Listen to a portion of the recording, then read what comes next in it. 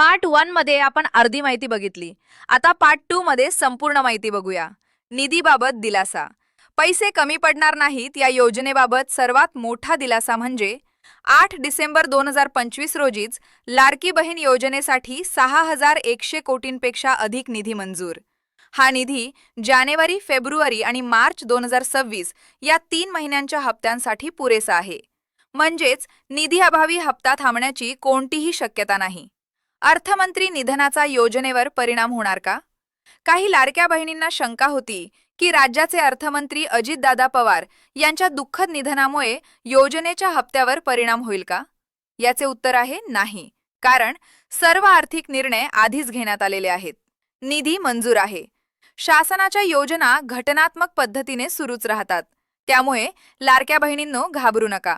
पात्र महिलांना हप्ता 100% मिळणार आहे. फक्त EKYC प्रक्रियेला थोडा वेळ लागणार आहे.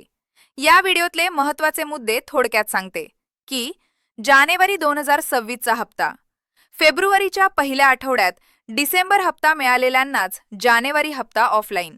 EKYC झाली तरी लगेच पैसे नाही. थकीत हप्ते एकत्र मिळणार नाहीत. निधी उपलब्ध 6,100 कोटी प्लस रुपये. पात्र महिलांना हप्ता 100% मिळणार. तुम्हाला डिसेंबरचा हप्ता मिळाला होता का? नोव्हेंबरपासून पैसे बंद आहेत का? कमेंटमध्ये नक्की सांगा. आणि ही माहिती जास्तीत जास्त लाडक्या बहिणींपर्यंत शेअर करा. धन्यवाद.